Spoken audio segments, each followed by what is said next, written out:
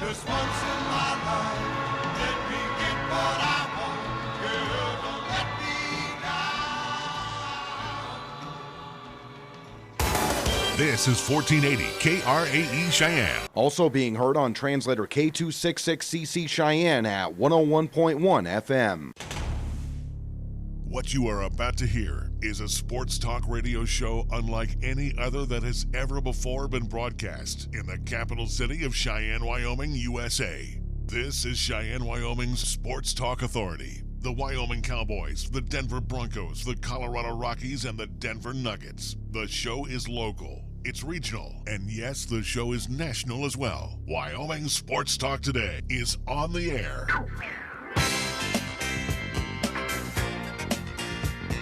If they're talking sports on the radio in Cheyenne, this is the place it happens. This is Wyoming Sports Talk Today.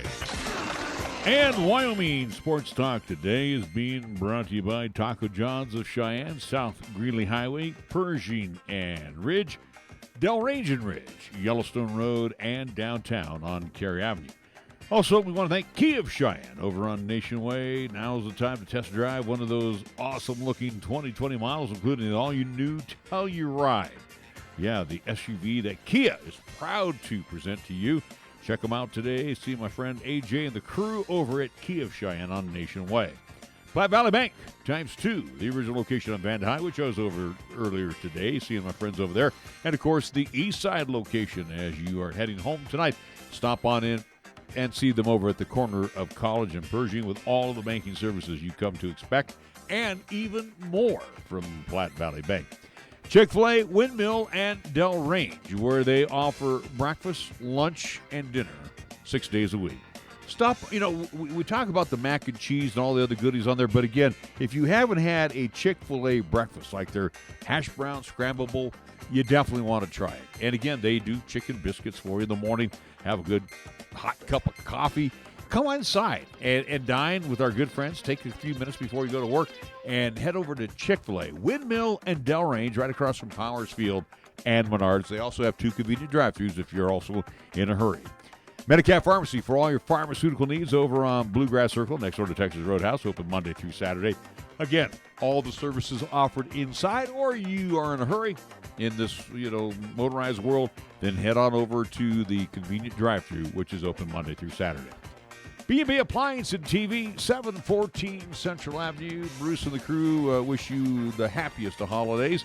And again, stop on in because Santa arrived early at B&B with Frigidaire, Magtag, GE, Whirlpool, just to mention a few. And again, TVs, a plethora of good-looking flat screens and all kinds of good TVs over there at B&B Appliance and TV, 714 Central Avenue. And again, remember, they service what they sell. They have, an actual fix-it-up crew right next door.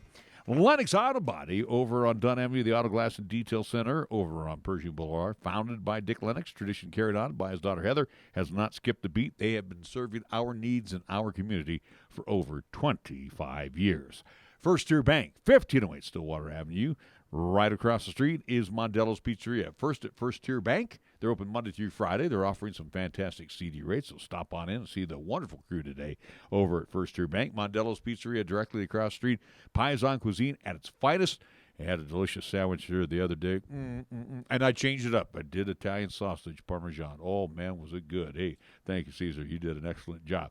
Mondello's Pizzeria, open Monday through Sunday. Sundays are open from noon until 8. And again, try Joe's Fantastic Pizza, ranked in the top 10 by the Food Network folks. Again, open 7 days a week, been serving our community for almost 5 decades, Mondello's Pizzeria. And our scoreboard, it's being brought to you by Pepsi of Cheyenne. We kick things off first. We go to Nick. From this past weekend with LCCC men's and women's basketball, we'll start on Friday, where both teams were hosting McCook Community College, both the Lady Indians and Indians. For the men's contest, that was a victory for LCCC as they got it done 75-66 in that contest. For the women, they also took care of business against McCook by winning 84-56. Saturday's contest against North Platte Community College, the Knights and the Lady Knights in town over at the RAC. For LCCC men, they unfortunately lost that contest 84-73. For the women, they got the victory 67-51. So with the men splitting the at least pair this weekend, they are now 2-8 overall. And for the women, after their 2 straight wins, they are 8-3 overall. Both teams will be in action coming up tomorrow night, 5 and 7 o'clock. Men up first, women up second, as both teams will be down in La Junta, Colorado, as they're taking on Otero Junior College, the Rattlers and Lady Rattlers. 4:40-ish pregame show here on 1480 AM, 101.1 FM, 1480KRAE.com, and video live streaming on Periscope via Twitter and the 1480 KRAE YouTube channel. NHL action for tonight. Tampa Bay Lightning at home at Emil Arena will host the New York Islanders. The Washington Capitals in the nation's capital at Capital One Arena. They'll play host of the Columbus Blue Jackets. Boston Bruins will be in Ottawa to see the Senators. And last but not least, down in Denver, Colorado at the Pepsi Center, the Colorado Avalanche will host the Calgary Flames. That's what's happening in NHL action for tonight. On the Monday Night Football side, it's an NFC least matchup. I guess for Philadelphia, if they win, they tie Dallas for first place under the Mendoza line. It'll be the Eagles playing host to the New York Giants in Philly. NBA, it will be the Clippers at the Pacers tonight at the Bankers Life Fieldhouse. Cavs, Celtics in the TD Garden. Kings, Rockets in the Toyota Center. The Magic and the Bucks in the Fiserv Forum. Detroit Pistons and Pelicans of New Orleans in the Smoothie King Center in the Crescent City. Raptors, Bulls in the United Center. T-Wolves and the Suns at the Talking Stick Resort Arena in Phoenix. Thunder and the Jazz tonight in the Vivint Smart Home Arena in Salt Lake City. The Golden State Warriors will be at the Chase Center in San Francisco. They will welcome the Memphis Grizzlies. Our scoreboard is brought to you by Pepsi of Cheyenne. When we come back, we had a chance to catch up with South High head coach Jeff Bailey. We'll also hear the press conference from head coach Alan Edwards of the University of Wyoming Cowboys. Also, press conference from Mike Malone of the Denver Nuggets as they were in action last night as well. So they lost at the Barclays Center to the Brooklyn Nets. We'll have all three of those chats coming up right here on 1480 KRAE. I'm Nate. And I'm Kate. And we're not just literal taste buds. We're best buds. And there's nothing that we love more than a cool, crisp, deliciously refreshing Pepsi. Sure, we live inside your mouth. But that doesn't mean we don't enjoy the finer things. Hey, Nate. Pepsi incoming! Here it comes! Tastes so good. Tell me about it. So, amazing. That's what I was thinking. It's like we share the same mouth, Kate. Forever and ever, Nate. Make your taste buds happy and pick up a delicious, refreshing Pepsi. You're listening to Cheyenne's new Sports Talk Authority. This is Wyoming Sports Talk Today on AM 1480 KRAE.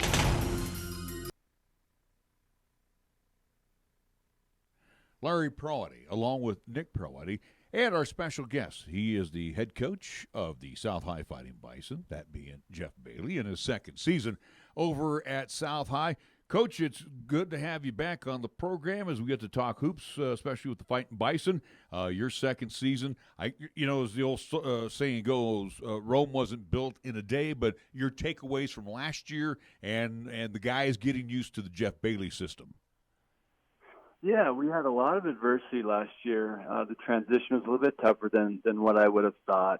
Just a lot of unforeseen things that kind of hit us hard with transfers and some eligibility issues and some coaches leaving. And so we just faced sort of a storm there that first year, and things feel a lot more stable here in year two. And I saw a lot of good progress really from the end of last season through the summer and into the preseason this year, and it's carried over into our practices the first couple of weeks. And so I'm excited, and I'm happy to be in that second year. And we're talking with Jeff. He's on a cell phone. Hey, Jeff, just got to hang tough there in one locale because once in a while you pop in and out. You mentioned about going around and having this second year now to at least see the guys in the hallways. Of course, I know that these student athletes also are involved in other sports as well, and I know sometimes you hold a collective breath that nothing happens to them in those other sports, but you had that opportunity to talk to these student athletes, and again, those that might be fringe potential players that want to come out for the team. So how did all those discussions go? And again, like you said, it seems like things are starting to gel a little bit as you get the practices underway. Well, it's been great to be in the building. I think, like I said, going back to last year, being my first year at South, there's certainly a big learning curve there. But as soon as the season was over, we knew that we had to get right back to work, and we planned a pretty detailed summer. Did a lot of camps, had a lot of bonding experiences in some really neat places, including California and Utah, to name a few. And so we were able to keep the core of our players together. So, like, we've added a few more that have been transfers just this year. And so, it's been good to have those kids with me. Certainly seeing them in the halls every day helps. Kind of want to stay on them as far as grades and going to class and all of those things. But as I mentioned before, it just feels like there's a lot more stability right now, and that's certainly been important, for this year too, and something to build on for. Let's talk more about this offseason, Coach, though. Again, as it's heading into your second season with Cheyenne South, again, you're familiar here in town, obviously, former head coach over at Cheyenne East. So, again, you know what you're doing. You've led Eastside Thunderbird teams to at least that state tournament, so to speak, and now trying to do it with Cheyenne South. But, with this offseason, what was kind of the main focus for your squad, so to speak, that you had at least available with you during the summertime, or at least, that weren't participating for Cheyenne South football? Was it offense? Was it working on defense? Was it just getting weight training in, at least for your student athletes? What was kind of the main focus this offseason? Well, honestly, Nick, it was all of the above. I think the foundation of any good program, pretty much at any level, is strength training. So we knew it was going to be important to get the kids in the gym, in the weight room, working on skills. I think the biggest thing for us was keeping kids together. Like I said, I wanted to keep the core group that really had a lot of experience last year together and playing in the summer. We knew that we had to get better really at all aspects of the game. But I wanted to see that they were willing to compete. And, some of the first few games and tournaments were difficult, but I would say by the end of the summer, we were competing at a fairly high level. And so that's progress to me. We bring back a lot of young players who were kind of thrown into the fire last year based on circumstances, and they probably weren't ready to play varsity basketball. But I think sometimes gaining that experience kind of on the fly is a big help just moving into the off season. And I saw some of that kind of pay off in summer games, and we're also seeing that, I think, early in practice this year, where some of those individuals are stepping into bigger roles, and we're expecting them to be leaders. So it's a young team, and we're still building. And at the same time, we bring back a few seniors now. We only had one senior last year, so it's nice to have a few seniors that can add, that leadership capability too as well, and hopefully we got a good mix from top to bottom to at least be a lot more competitive this year. Essentially, you're looking over at Cheyenne South kind of as your counterpart over there, Chad DeBryan, of what he did with the girls' squad. Again, developing them from freshman ranks. Again, a lot of them getting that varsity experience early on and developing into where they are right now as a successful, at least a potential team to get into that state tournament finally for the Lady Fighting Bison. But, as we preview 2019-2020 for Cheyenne South, let's focus on at least this quadrant here in Class 4A, the Southeast, where you're going to see Cheyenne East, Cheyenne Central, and Laramie as well, too. Talk about how tough it's going to be to pick up those conference wins. And then outside of at least the quadrant, give us kind of your preview of teams that is on your radar, so to speak, around the entirety of Class 4A. You bet. Well, just kind of going back to the philosophy there of developing young kids, that's really what I did and focused on at East High. And, I think they're kind of seeing the fruits of some of that. But that's what it takes, in building a program. And we've got some young kids currently right now, but I think in the next couple of years they could be really tough. As I look at some of the other Cheyenne teams right now, it's a difficult situation in our quadrant because there's just a high level of talent and skill, I think, at those other schools. So the main thing I want to see from my team this year is that we're able to compete at a higher level. And we had a difficult time last year of giving some of those teams a game. And I feel like it could be different for us this year, and that would certainly be a huge step in the right direction. But it's going to be a difficult game, I think, in our quadrant pretty much every night out. Outside of our quadrant, I think there's a lot of good competition. I feel like Kelly Walsh is always able to reload, and they'll probably be one of the tougher teams, I think, from the West. And I think you had a lot of teams last year that lost a lot. And so, I expect everyone will be able to compete at a fairly high level, but it should be interesting to see, who's able to kind of rise to the top near the end. Jeff, one of the things that's very important, and I know you know this as well too, and again, being a local product is very important to that stability of the program over at Cheyenne South, and you have that opportunity, especially with our triads, to walk across the street, look at the future of South, those basketball players that are currently in the 8th grade right now. They're going to be coming across the street and playing hoops for you next season, 9th graders, and again, looking at that younger talent. And again, with you being a former Cheyenneese grad and again having coaching experience here in Cheyenne, is that message starting to ring a little clearer with those young men as they make that make that trek across the street to South? Yeah, I think so, Larry. I mean, it's certainly a big point of emphasis for me and my staff, and we feel like we've got a lot of these kids right now competing not only within our triad program, but also in the off season. And I think that's certainly important with as much basketball as kids are playing these days. We've got a good club team that really promotes and teaches what we're trying to get accomplished at South High School, so that helps. I certainly understand the importance of being down to Johnson as much as possible. I got a chance to do that a few times last year, but hoping to do that even more this year. And just get kids excited about coming to South, and to also hopefully get in their minds that that's the expectation. They're in our triad.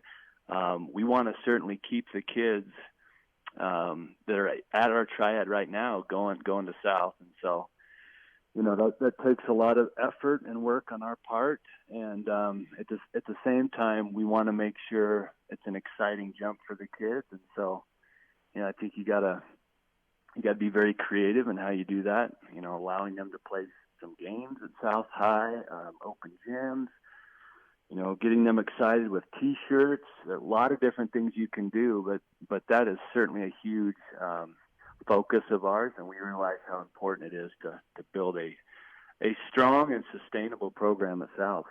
Final thought from me, Jeff, and again, we want to thank you so much for joining us here on Wyoming Sports Talk today. Looking at the preseason, and again, it's like all of the other teams. There's never a night off. We already know that when you get into conference play, every game is going to be a tough one. But hey, you didn't back off on the preseason as well. You got some rough customers coming up. Yeah, well, I mentioned Kelly Walsh earlier, but I think we play them twice right off the bat in the early go, and certainly will be a good test for us. And I think every game this season will be a test, being year two, and as these kids are still learning the things that we're trying to do, within our system. But I expect progress, and not just in terms of what we like to see as coaches, but I expect to see it in the win-loss column as well. So I think you're going to see some improvement this year with the Bison, and hopefully we can surprise some people along the way as well. Jeff, thanks so much for joining us on Wyoming Sports Talk today. We'll catch up with you throughout the course of the season. Great. Thanks, Larry. Thanks, Nick. Jeff Bailey joining us here on Wyoming Sports Talk today. Going to take a timeout. We'll be back with more after these words right here on 1480 KRAE. Hardwood, the field, or even the ice. We'll talk about it on Wyoming Sports Talk today. Hi, this is Nick Peretti inviting you to join Larry Peretti and myself each weekday from 3 to 5 p.m. as we, along with our special guests, talk sports locally, regionally, and nationally. And you can chat with us too at 307-514-1071. It's Wyoming Sports Talk today only on 1480 KRAE, and you can stream live with us at 1480krae.com. Are you looking for a pharmacist who will actually take the time to talk to you? Then come to Medicap Pharmacy. We're dedicated to healthcare only, which means we'll fill your prescription quickly, and then we'll make time to listen, answer your questions, explain your prescriptions, and tell you about possible drug interactions. Medicap Pharmacy will always make time for you.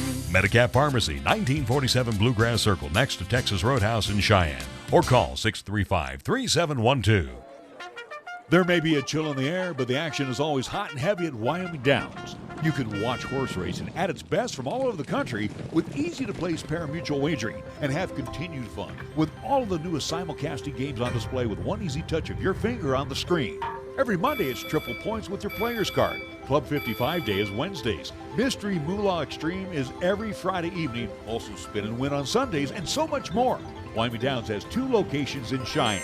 3617 East Lincoln Way in the Cheyenne Plaza, and at the Outlaw Saloon at 312 South Greeley Highway. For more information, go to wydowns.com. Season's greetings from La Osteria Mondello. First and most importantly, thank you for your past and present patronage. Your business is not forgotten and is truly appreciated. This is the season of peace on earth and goodwill to men. So from Joe Mondello and everyone at La Osteria Mondello, 1507 Stillwater Avenue in Cheyenne, they want to take this time to wish you a Buon Natale, a Buon Anno. Thank you for dining local. La Osteria Mondello is truly blessed to have you as a friend and valued customer. First Tier Bank strives to remain competitive and offers some of the best CD rates in the community, as well as area banks and credit unions per Rate Watch reports. How does that make a difference to you? First Tier Bank can assist you in securing some of the best rates on CDs. First Tier Bank offers the personalized customer service you've grown accustomed to and deserve. Plus, feel confident that your finances are taken care of by a responsible, knowledgeable staff. Call 307-632-3500 and ask for Caitlin or Debbie. Member FDIC, Equal Housing Lender. The tree is trimmed, the stockings are hung, and the gifts are wrapped. Stop into B&B Appliance and TV, where all of our major appliance and TV brands are on sale. Now through December 14th, we make your holiday shopping easy with free local delivery and haul away of your old with purchase of new. So hurry in and let the appliance experts at B&B Appliance help make your holiday meals grand. B&B Appliance and TV, 714 Central Avenue. Best brands, hometown service. Here's the latest weather forecast on 1480 KRAE. Weather-wise for today, mostly sunny and blustery. Expected daytime high, 31 northwesterly winds at 15 to 20. Partly cloudy for tonight, our low down to 17 degrees. Tuesday's forecast, mostly sunny. We're calling for a daytime high of 35, and for Tuesday night, mostly clear. Our low down to 20 degrees. When it comes to sports talk in Cheyenne, it's a whole new ballgame. Let's play ball. You're listening to Wyoming Sports Talk today, and it's only here on AM 1480 KRAE. Like the fight of our guys. Mexico's a talented group.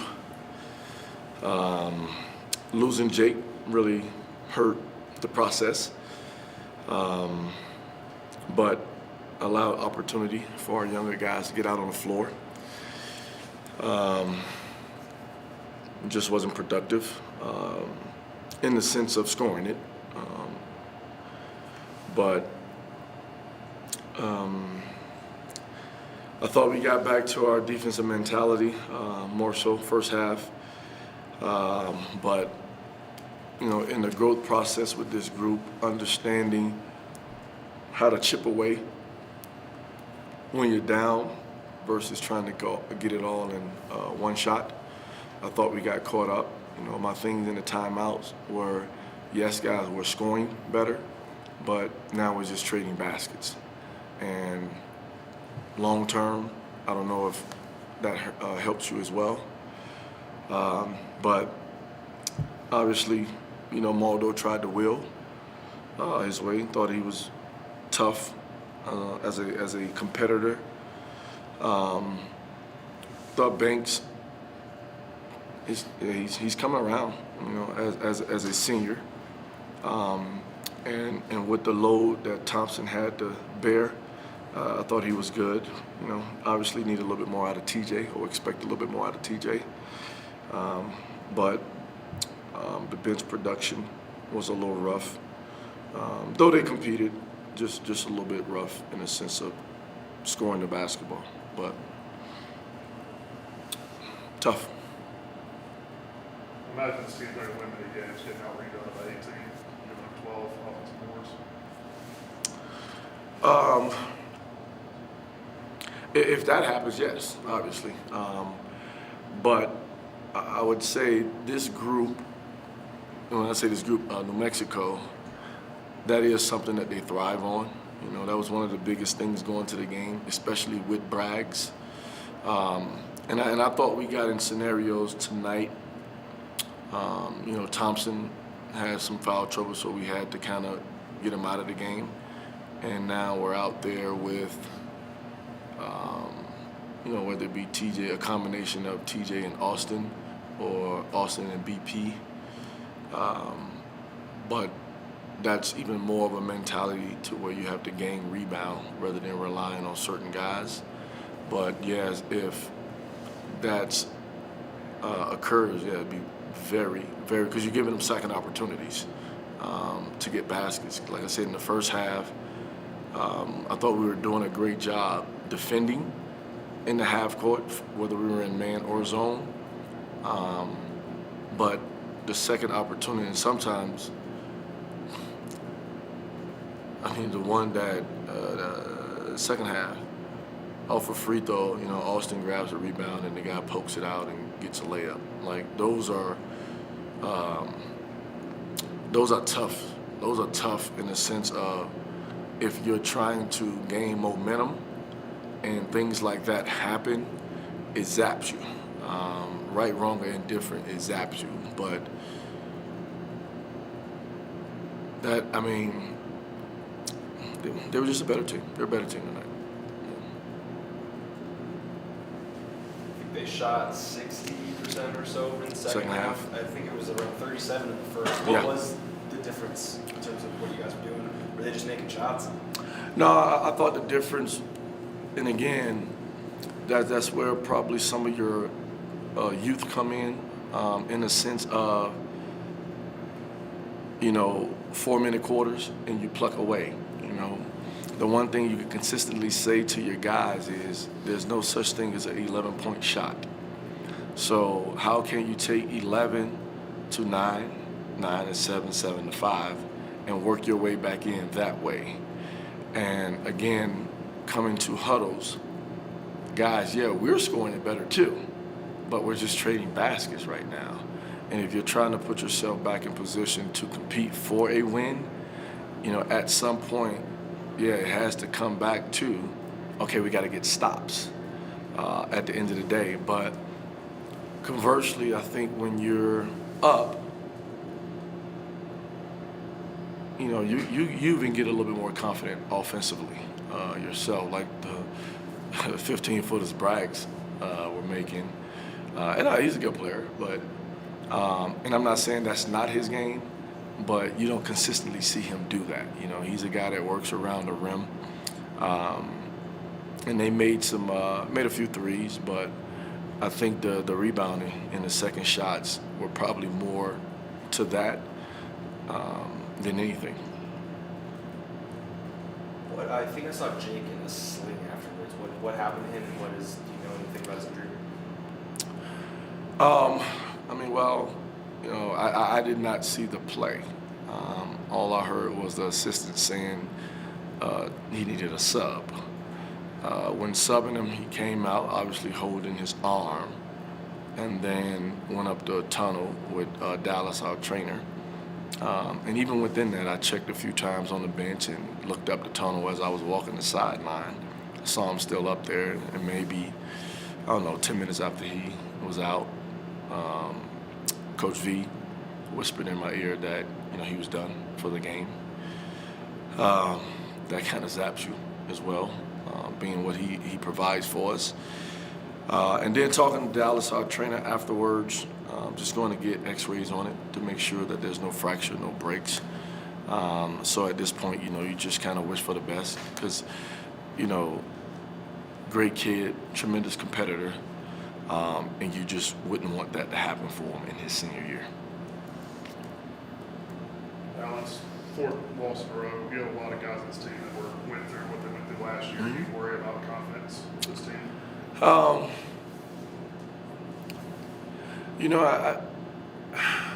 I don't worry about the confidence part of this team. I worry about them understanding how to win at the end of the day. Even like I said, there was a timeout that I addressed them, and I said, you guys are trying to do it yourself rather than doing it as a team. Now, there's times where Maldonado can make plays because of his ability. And what I would tell guys, look, he wasn't able to do that as a freshman. He wasn't able to do it. So he had to learn how to be able to get to what he is now. But I thought some of our guys, not in a selfish manner, in a manner of trying to help, just wasn't going about it the right way. So it's not the confidence. Every time we get back together as a group, the energy is good. They want to come to practice. They want to work. Again, just going through the process of how to get it done. And whether that be watch film with them or, again, just putting them in, successful scenarios. We got a little break here before Northern Colorado, so some time to talk as a group. But I don't worry about the confidence piece.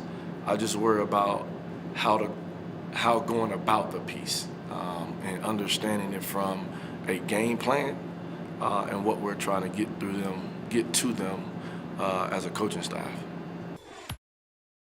Windmill and Delrange, directly across from Powers Field and Menards, are proud sponsors of the student athletes for the 2019-2020 school year for high school and LCCC. Not only do they support the athletes, but they are ready for your next cater-out event, meeting, or gathering. A special thank you to Chick-fil-A and all they do for 1480 KRAE and our sister station KYOI-FM during the year. For more information, call Chick-fil-A at 638-4444. Christmas trees, jingle bells, wrapping paper, and presents. The holiday season is upon us. There's no doubt that this is the most wonderful time of the year. Hi, this is Rick Flood with Platte Valley Bank. I would like to express our sincere appreciation for your confidence and loyalty. We are deeply thankful and extend to you our best wishes for a happy and healthy holiday season. Merry Christmas and Happy New Year from Platte Valley Bank. Platte Valley Bank, member FDIC. You're looking for fun and style? Then the new 2019 Kia Optima has what you need. And here at Kia of Cheyenne, we can help you own one. I'm AJ Miller, and the 2019 Kia Optima will reward your daily drive with comfort, performance, and advanced engineering. Kia Optima technology, your phone allows access to remote lock or unlock, climate control, 24-hour roadside assistance, and much more. Come in, call 775-0123, or go to KiaofCheyenne.com, and we'll make it easy. Have a sincere wish from John and his staff at Cheyenne Auto Repair and Service. John would like to extend his gratitude to you for thinking of Cheyenne Auto Repair first for the care of your vehicle, also fixing those minor repairs that happen from time to time. Tune-ups, oil changes, shocks, brakes, and now it's time to get your car or truck ready for winter. Remember, one name stands out from all the rest. Cheyenne Auto Repair and Service at 604 West Lincoln Way. Happy holidays, and John looks forward to serving you again. Cheyenne Neurological, serving the Cheyenne area for over 20 years, proudly introduces another valuable addition to its staff. Dr. John Suleski, board-certified urologist, comes to us from Michigan, where he's practiced for over 25 years. Joining Drs. Bryant, Everett, and Gieske, Dr. Suleski sees all urological patients, but specializes in dealing with kidney stones, BPH, and other men's issues. For the finest in urinary care, call Cheyenne Neurological at 635-4131. Cheyenne Frontier Days, the daddy of them all, welcomes country music's hottest acts. Join the party of the summer with Blake Shelton, Eric Church,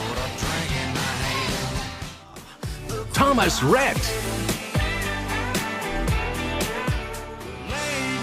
Trace Atkins, Cody Johnson, and more. Tickets go on sale December 13th. Don't miss 2 nights of PBR Last Cowboy Standing bull riding, world's largest PRCA outdoor rodeo, carnival, food, fun, and entertainment. Check out the full lineup at cfdrodeo.com/insider info for insider discounts, park info, and exclusive member perks. Tickets go on sale December 13th. See you in Cheyenne. Tired of lazy and predictable sports talk radio? We know you are. This is Cheyenne's new sports radio home. It's Wyoming Sports Talk Today, and it's right here on AM 1480 KRAE.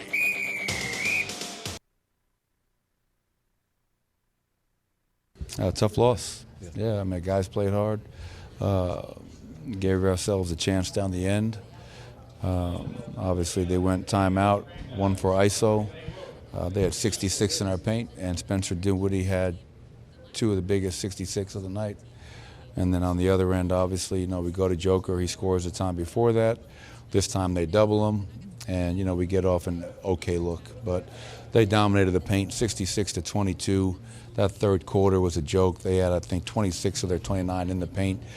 Seemed like it was layup lines out there. So we took away the 3-point line, but there was no resistance at the rim.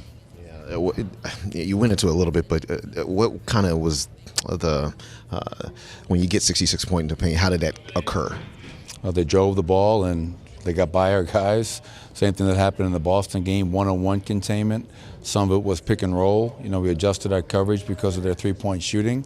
That allowed their guards to get downhill, and we had a little presence at the rim. So it was just, like I said, it seemed like all night long it was just easy layup after easy layup, and that makes it really hard. We had chances still, even in light of that, but tough loss. What was the biggest thing that you saw? You let the bench go pretty deep into the fourth, kind of got you guys back in the game. What did you see from guys like Jeremy Grant? Obviously stepped up, hit some shots, and how the minutes they kind of gave you tonight. Yeah, Monte and Jeremy in that end of the third, beginning of the fourth, stepped up, made plays, were aggressive, and kept us in the game and gave us a little bit of a lead. So when that group is playing well and you can buy your starters some more rest time, you try to do that whenever you can, and then you put your starters back in to try to close the game out. But we just didn't do enough things on either side of the ball to get the win today, and that's disappointing. Offensively, what was so difficult about getting into the paint to be able to score those easier buckets at the rim? How they're guarding us. They were going under a lot. We hit 18 threes. So, we took away the 3 and wound up giving up the paint in the process. They took away the paint and they wound up giving up the 3 in the process. So, let's be honest, we don't have a bunch of one-on-one breakdown guys. That's just not the makeup of our roster. We're a team that, wants to, execute and move the ball and then look to attack. And I thought offensively, the 18 threes were great, 25 assists, not bad. But inside the 3-point line, we really struggled to finish and to make shots. So we'll have to try and be better heading to Philly to close out this road trip. The late game execution hasn't looked quite as crisp as last season. What do you attribute that to? I don't know. I'll have to watch the film. Check it out. We went to Nicola the second to last time out and got exactly what we wanted, and he scored.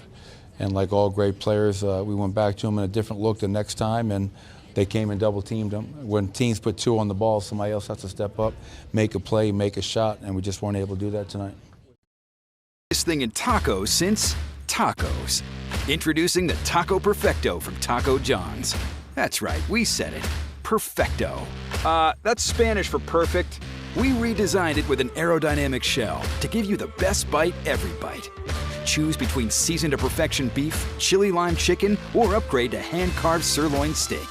Sure, it was hard to perfect, but it's easy to eat. The Taco Perfecto from Taco John's. Bigger, bolder, better. Your locally owned and operated radio stations, KYOI-FM and 1480 KRAE AM, are just that, local. Serving Cheyenne and Laramie County, where your advertising dollar stays local too. It doesn't end up in Colorado, Oklahoma, New Hampshire, or even New York. We conduct business here. We shop here, and we live here. And we support our entire community 24/7, 365. Just because it has a window dressing doesn't mean it isn't a facade. A reminder from KYOY and 1480 KRAE.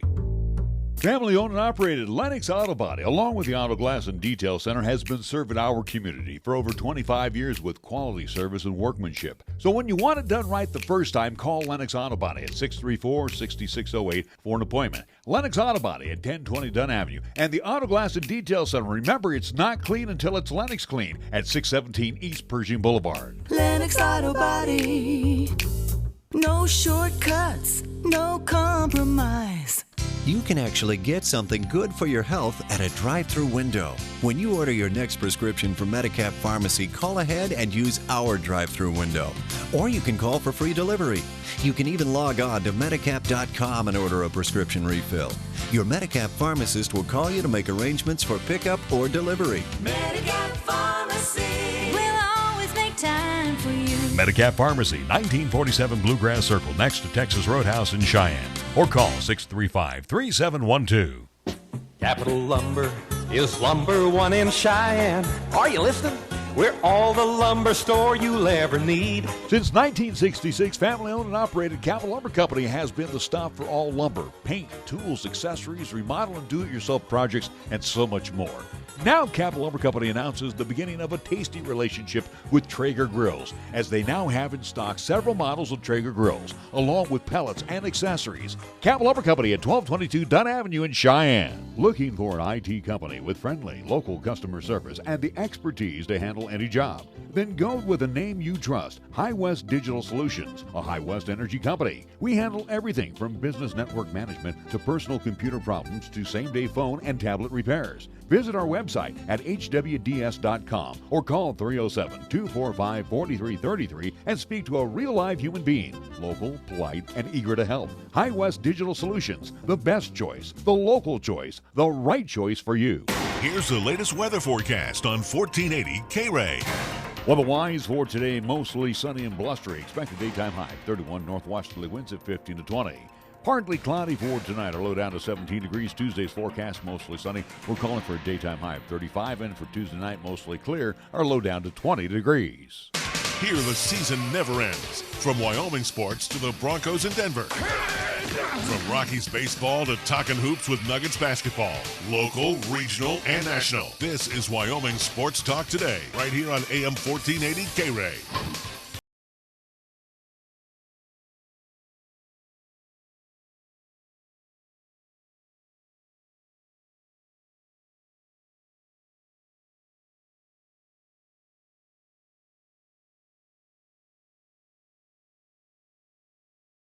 Let's keep it on a basketball mode here this afternoon. Let me fix my chair real quick. Oh, there we go. All right, we'll talk LCCC basketball since we will be on the road tomorrow. So no show, first and foremost, as we'll be leaving early. Let's see, we leave with the men, come back with the women. That's how it goes. Not a bad deal. Yeah, So- again, men up first, women up second. 5 and 7 o'clock, tentative start times for both. Again, as we head down to La Junta, again, that women's contest was not scheduled for the 10th. Instead, it was supposed to be 2 Tuesdays ago. Again, was canceled or at least rescheduled due to at least road conditions, weather conditions throughout the Front Range, where, again, we had that early blizzard. Again, that game has been rescheduled to tomorrow night there at La Junta. So as we break down, again, we look at both men and women. Women fortunate enough this weekend, again, where we saw, at least in the previous contest, they kind of trailed, or at least trended downwards, so to speak, on the offense, going from 112. Then you saw 80 points and 60 points against North Platte. But again, victories nonetheless for LCCC. Well, they're on the 5-game winning streak, too. Without a doubt. Note that right but again, now. offensive-wise, has been trending downwards. Defense has still been there, slowing down at least CSU, at least the club team, McCook and North Platte, to about 50 points in an entire contest. So again, offense has just been trending downwards. But again, it is a team that's on a win streak. 8-3 overall, and they're going to see at least a Lady Rattlers team coming up at least tomorrow night that sits right now at 9-3, coming off of at least a 1-game winning streak. They're at least that was at home December 4th against Clarendon College, winning that contest 80-60. Their last loss was also 2 at home, December 3rd, as they took on the Lady Thunderbirds of Casper College, where they lost that contest in a close one, 94-81. So it's going to be another tough matchup for head coach Brian Ortmeyer and his LCCC Lady Golden Eagles. And I think this past weekend was a nice little gut check, or at least especially in that North Platte game of, hey, you're not immortal. You need to show up and play these games. Yeah. Again, you're not going to see a CSU club team every single time, every single night out on that court. You need to show up and play. And at least hopefully that North Platte game was that gut check time, especially for that starting 5 that is, was there for the previous 2 contests, did not show up for that North Platte game. And then we talk about those freshmen that at least that swing 5 that would come off the bench for head coach Brian Ortmeyer. Again, it's a team that's very inconsistent on offense. Let's see. So Raven Allen led that starting 5 with 13. Anderson Haley had 3, the sophomore. No points for Anna, 1 point for Jakia, and 2 for Abby. I mean, do the math. That's 19 points. The rest came off the bench. That's why it reinforces my point that this team right now is very inconsistent on its scoring, They're especially whatever squad they go with. Again, whether it is a starting 5 or those 5 that come in afterwards, again, it's inconsistency right now that needs to at least get figured out. But defensively, Nick, the 3 home games, they were pretty sound. 52 against the club team, 54 against McCook. 56 against McCook, and 51 against North Platte. So that's an average of 53 a game they're giving up on the defensive side. The last time these 2 teams hooked up, Otero won 90-82 in the rack, and they bombed away for about 10 3-pointers. Well, again, that makes sense for this team that right now stands at least near the top in the nation. Again, this is across every JUCO Division I community college across this nation that Otero, the Lady Rattlers, stand at number 2 in 3-pointers made per game. That's 10.8, and attempts per game at 31.6. So this team is going to go bombs away again down there in La Junta coming up tomorrow night at 7 o'clock-ish. Again, as it will be LCCC taking on that Lady Rattlers team, looking for some revenge or at least try to at least get that upset at their home, at least territory. So, we saw between North Platte, we saw between McCook, even a little bit of the CSU club team that, you give those teams spacings like that defense does, again, they're gonna make. Well, and this is a team that you need to put a little bit more pressure on that. And bigger sometimes is better. As North Platte they were stronger. The ladies were a little stronger. Big bodies inside. I thought Abby held her own, but the starting 5 itself did not hold its own. And then you look at Otero, and again, if I remember their lineup here, and I'm looking at the sizes, their backcourt was 5'10". Their front line are all 6 foot. This is another big, strong team that basically dominated the boards against LCCC. Again, that was back on November 12th. So LCCC's had quite a few games under their belt, and they will have a little better approach to this contest. But if the starting 5 comes out flat like that, they're going to dig themselves too deep of a hole. Yeah, that's the unfortunate. You can't do that against Otero. No, again, now as you're stepping up, where again you saw a McCook team that was sitting at 500, entering that contest. North Platte that was sub 500. Again, a North Platte team that, as I mentioned beforehand, struggled mightily. Only put it up 29 points an entire contest against EWC in Torrington. So, this is something that you took care of business. Thankfully, you got it. You got away with those victories against those teams that are struggling right now or not at kind of the top of their game, so to speak, right now. Well, now you're going to face that team that is at their top of the game, that being Otero, the Lady Rattlers, right now in Region 9 South play, albeit it is, at least non-divisional matchup, but it's still in that Region 9. Yeah, you got to show up to play. If you want any chance to win this contest coming up tomorrow night down there in La Junta, again, starting 5 and those 5 bench players that come off for Coach Ortmeyer, everyone's got to show up. You can't have an off night from any part of either or of those squads. Well, like you said, I think it was a wake-up call this past Saturday afternoon. Again, whether they read their press clippings, whether they laid it out on the floor all Friday night. Well, you got to imagine that this team I don't know. You got to feel like this team felt a little immortal, so to speak, especially heading into that North Platte game. You get There's nothing wrong to have a little swagger. Yeah, without a doubt. But again, it is something that, little too much overconfidence does kill you eventually at some point in time. And they were brought down to earth. Very good point. Yeah. So I would expect a different team. The only thing that I could tell you, and I've done, a couple of games down there now at Otero with the ladies in the past, and for some reason, we just lay an egg down there. And again, it seems like when I go back into the past history, it all seems to repeat itself. Yeah. And again, what did I say about McCook? Not McCook, but North Platte, for some reason, we just don't score a lot on the ladies' side. They somehow make you look, they make you look bad. And they did it again this weekend, even though they scored a lot the first time they played each other. And then you go look at Otero, and Otero, again, is no different than the last 2 years. They're bigger along the front line. They're wings and they're inside. It's going to be a tough go. Yes, we did shoot well from the outside, but eventually their strength inside essentially beat us. What you're seeing right now out of Otero is what you're going to anticipate once you see Casper College. Again, Casper College, I would say pretty much the North. The Gillettes, the Sheridans. Yeah. Sheridan's pretty big as well, too, from what we saw last year. If anything, it's a preview of what you're going to at least get started up here coming up in the month of January. But we're also seeing, too, we're seeing some very good development. And again, I know we're keeping it on the ladies' side. We're seeing some very good development of Abby Garreau, who we had in here last week on our coaches show. Mm-hmm. She's doing very good. And she's not afraid to battle. And you see her. She's in there battling with three kids. She's getting some outside help from Jakia at times. Slight issue is, again, as she's paddling those bigs on the inside, feeling that pressure, though, again, she's not afraid to take those shots, but those high percentage shots are getting rushed a bit and kind of tossed up there. Same thing, too, with Kason Hobbs coming off the bench. Same thing with Sam Hester. You go right down the list. Again, we countered the 6-footers with our 5'11s. And our 5'10s that are very athletic and very good. You're putting speed against the tall, at least the height out there, so to speak. Again, so far it's worked in the past couple of contests, and hopefully it'll work its magic again coming up tomorrow night. But for LCCC, it's a situation again. You got to get consistent on offense. Defense is clearly there. We know that the defense is there. You're going to have to tighten it up a bit coming up tomorrow night against this Otero team, especially on the arc, because that team is not going to be afraid to shoot from, at least if they get some sort of spacing.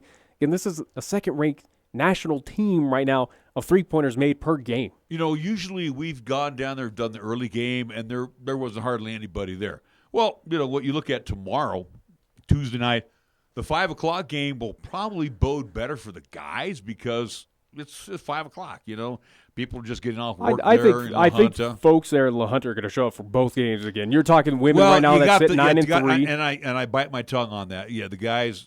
You got two teams that are winning right now, doing really well. And if we shift focus to the men, we did have at least national polls at least out today on the D1 side of things for men's basketball. And we look at that Otero squad.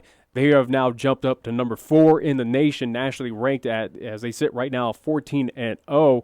I do want to mention as well, too, out here in the Region 9 area, we'll at least shift focus up north. Number 20 in the national ranks is Casper, who sits right now at 11-2. And a surprise team that we've been talking about that could make that transition, or at least has been doing it very well this year, is Western Wyoming. That sits right now at number 25. They're also 11-2. So that's how it shapes up in Region 9. The North is pretty balanced this year. Right now, bringing up the rear is LCCC on the guys' side. But let's finish up with the girls, and we'll go back to the guys. So, again, they got the late night contest. So I would expect a pretty good house there tomorrow to watch both the men and the women play. And, again, this is something, too, for the Lady Golden Eagles coming off 2 road wins in Arizona on a neutral court. And defeated a nationally ranked team as well. That's right. So they know what the pressure's all about.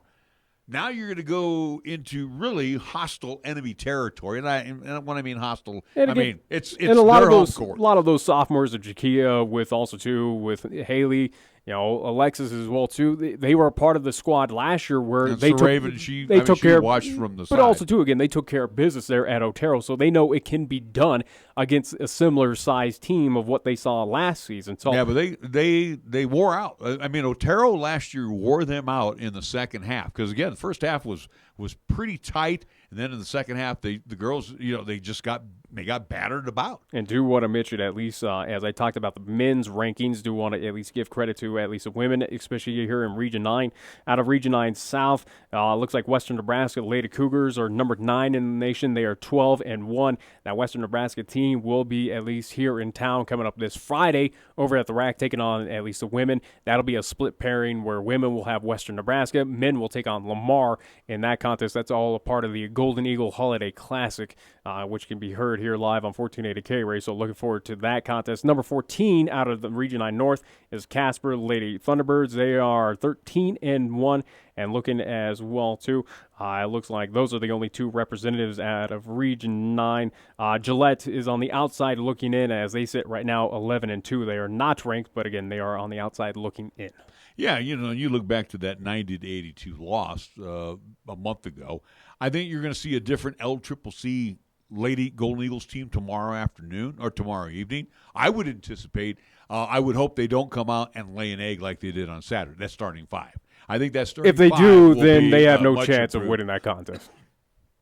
All right. So we move on to the guys, and there will be the first game. And again, first and foremost, too, unless we want to say that as we're at the top of the hour. Oh, I was going to say, too, I think in Brian Ortmeyer's case, he should say some thank yous, too, to the administration down there at La Junta for rescheduling this game. Because, you can just blow this off. It's preseason. So I'm glad that they're using that as a doubleheader. It's the first time we've ever had guys at 5 and the ladies at 7. Yeah, I don't think they would have canceled that contest. Again, it's still a competition. It's still Region 9 action, so to speak. It's still a game. Instead of having to find a CSU club, an Air Force prep, or whatever, and some of those JV. Too, yeah, without a doubt. But this is real competition to kind of prepare that team, prepare both. So I don't think that would have been a smart move if they were to cancel that game outright for the women. All right, so we're going to take a timeout. We'll come back and we'll talk about the LCCC LCCC Golden Eagles as they will match up with the Otero Rattlers. We'll be back after this right here on 1480 KRAE. This is 1480 KRAE Cheyenne. What you are about to hear is a sports talk radio show unlike any other that has ever before been broadcast in the capital city of Cheyenne, Wyoming, USA. This is Cheyenne, Wyoming's Sports Talk Authority. The Wyoming Cowboys, the Denver Broncos, the Colorado Rockies, and the Denver Nuggets. The show is local. It's regional, and yes, the show is national as well. Wyoming Sports Talk Today is on the air.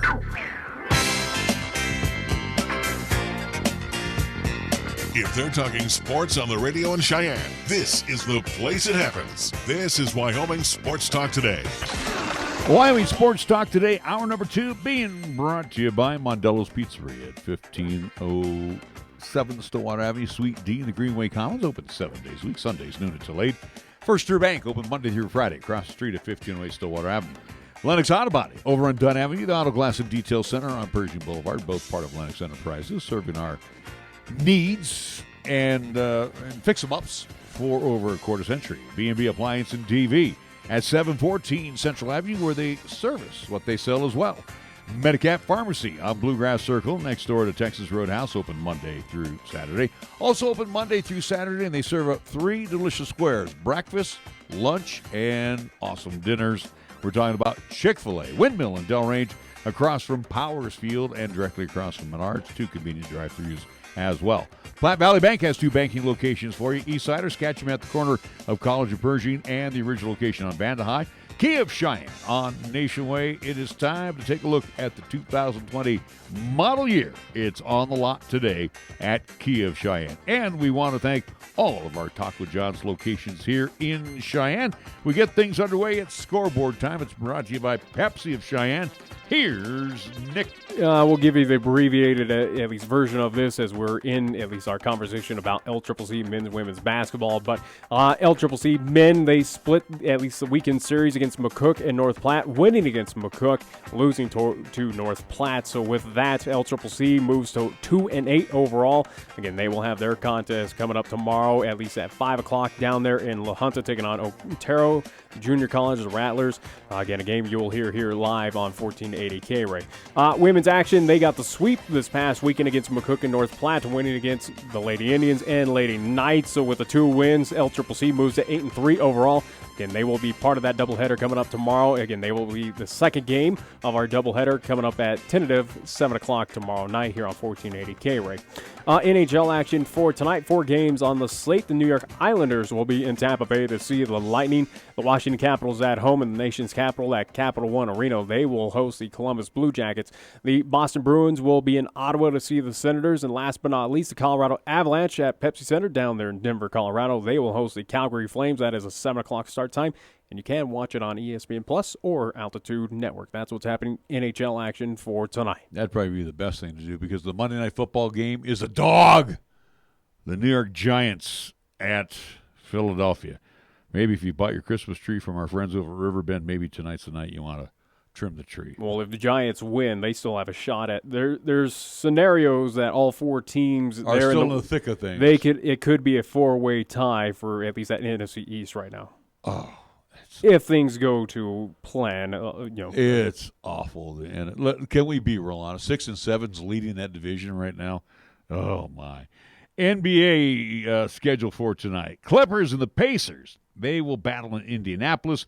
It will be the Cavaliers and the Celtics in the TD Garden at the Toyota Center in Houston. The Rockets entertaining the Sacramento Kings, Sacramento in town. Magic and the Bucks in the Fiserv Forum in Milwaukee. The Detroit Pistons, New Orleans Pelicans tonight in the Smoothie King Center in New Orleans. At the United Center in Chicago, Illinois.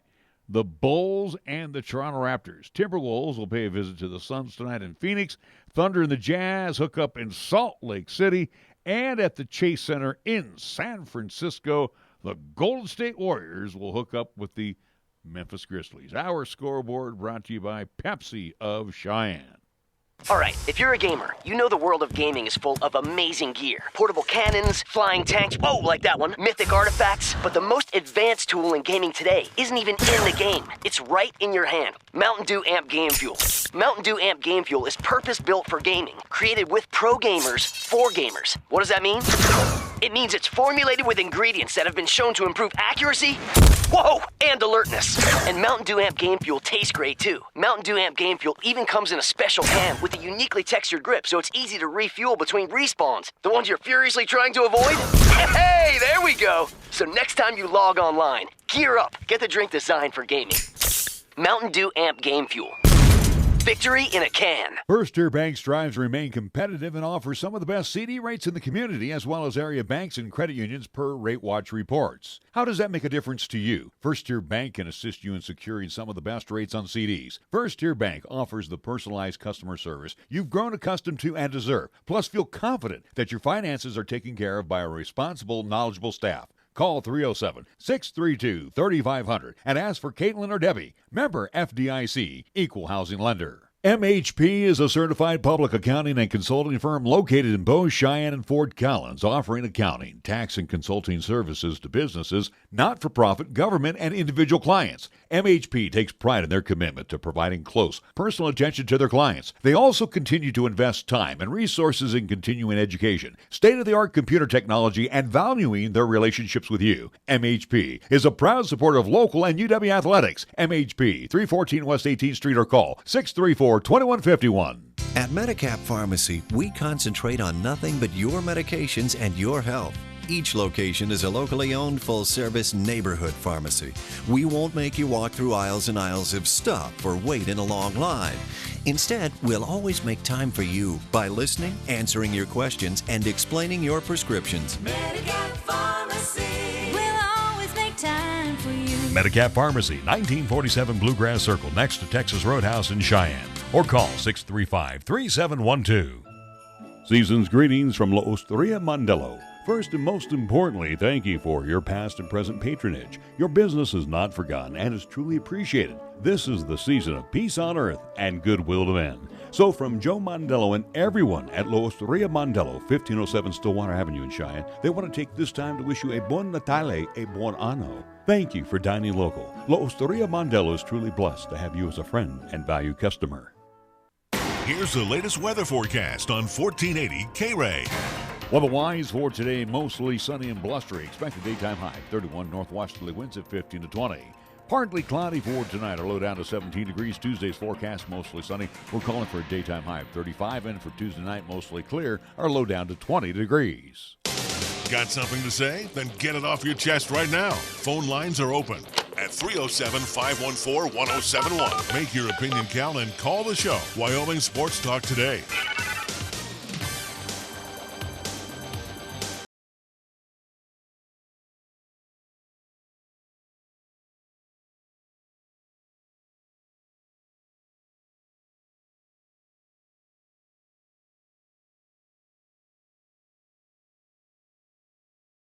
Friday, we are back on Wyoming Sports Talk today, hour number 2. We were talking hoops in the first hour. Continue on a little bit of hoops here. Actually, some excitement as well, too. Unfortunately, there was not a lot of folks to see it. But anyway, we will be at Otero tomorrow against the nationally ranked Rattlers, number 4, as you mentioned. And again, this is a good outfit. I mean, they basically took the Golden Eagles to the woodshed in their first meeting at the RAC. 97-67. And I would anticipate probably a similar result of where, again, now down in front of their home fans. Again, they're the leadoff game for tomorrow night. Again, it's men first, women second tomorrow night. 5 and 7 o'clock are the tentative tap times there in La Junta. But, again, this team's very good. There's no, as plain and simple as it is, 14-0, number 4 in the nation. You look at their stats, this team is the end-all, be-all. This is a team that's going to represent probably, come March time in the national tournament for the region, at least for Region 9, not even just for the South or North. Again, just Region 9 in general. This team is showing so far that they are that good. They are getting that respect across the nation. And again, tomorrow night, as we talked about the LCCC, at least on the women's side, taking on CSU Club, that was that gimme game of where you knew Lady Golden Eagles were going to win that game, that this was going to be that bloodbath, that they should win as they did. You look right now on the opposite side of things here for the men, for LCCC, they're going to be on the receiving end of that kind of woodshed kind of beating, so to speak. I really would hope that they will. I know it's going to take more than 2 days to clean it up, but they hung tough in the first half in their loss. Yeah, that's true. And then the second half had the lead in that contest. The second half was a total disaster. Had a lead at a point in time against Otero in that contest. And then, yes, that second half was a complete collapse. It was just a completely different LCCC team just showed up. And again, with Otero, they start 4 sophomores, 1 freshman. Yeah. Their first 2 guys off the bench are sophomores. Yeah. So you face, in essence, 6 sophomores that are veterans that know the drill. And again, they're all sharpshooters as well. Jamal Harris, he's a 6'3" guard. Vidal, he is a 6-foot guard. He also can bomb from the outside. Raquandis Mitchell, he's another one of those sharpshooters. Then you got Ramon Douglas Watkins, who he could tear it up. And then you got the big guy in the middle, Carrasco. Yeah. I mean, they hit you everywhere. Yeah, without a doubt. Again, it's a full 5 unit. It's a full team effort out there. Again, you have every piece gelling together at, right now that is equated to 14-0 for the Rattlers. Again, respectively, number 4 ranked in the nation, representing the Region 9 out here. Again, you're heading down to their territory. Again, coming off of, Friday's game, a lot of motion into that game. It was a must-win. Where you had to come win, yeah. Again, that was also to a scenario where LCCC had to come from behind, had to take care of business again. Where we talk about that second half where it felt like it was collapsing once again for this team. They were down by 13. I remember you were saying that. It got ugly at a point in time, but this team at least looked internally, at least poured their heart and soul into that contest and came away with that victory, 75-66. So kind of ended that long-term losing streak for LCCC. But then you look at Saturday's contest against North Platte, where again we saw that LCCC team, as we've seen, that was lost 8 at this point in time. Again, they're 2-8 on this season. A team that was causing way too many freshman mistakes, or at least you said a good word, mistakes. They got to smarten up. They can't get the ball in bounds, especially when it's pressured defense. Yeah. And again, you got like Damian Perry taking it out. He's looking for somebody to come get the ball. Nobody wants it. And again, it's something that I've reiterated, and I'll keep on saying until this team turns things around right now. It's communication. You got lack of communication out there on the court. It's not good when you see back-to-back games, again, in McCook and North Platte, and not to spotlight Dante Sophia on the play. Again, he was just on the at least receiving end of it. But again, in both of those games, he gets a pass that goes and kind of dinks off his head. One off his head, one off his chin. Where he was not even paying attention to that due to the fact that did not understand where he was supposed to be, the play, or just did not realize that the pass was coming to him, again, due to the fact that no one's calling it out or no one's, basically realizing that he was not paying attention. It's not good when that happens in back-to-back games. I agree. Without a doubt. I think that is the big issue right now, that this is, as we talk with Courtney Dean, as we've talked with Eric Oliver, and we're going to eventually talk with more of these Golden Eagles on our, at least, LCCC Coaches Show, it is something that this is right now. You want to say that it is a team. We know that they speak with each other. Again, when we're on these bus rides, again, they know each other. They've been through, stuff for the past couple of months. But on the court right now, they're not playing like a team. Off the court, I think they are, without a doubt, a band of brothers, a team effort right now. But on the court, this is right now, it feels like it's just individual efforts out there. And again, too, you look at the things, the old cliche, bigger, stronger, faster. You are facing teams that are bigger because it's showing under the boards. I mean, North Platte dominated under the boards. We got to toughen up. Yeah. I mean, doggone it. Let's not talk about it. Let's get out there and do it. Get under the boards. Davis can't do it by himself. Shedua, who was injured on Saturday, who couldn't play, and Sophia, being 6'9", being 6'7", yeah, you got a little bit of height advantage, but doggone it, you got to go in there and throw your weight around. Because these guys are doing every team we've seen over the last 3 years, they've got somebody in the middle, and they threw, 4 guys? Yeah.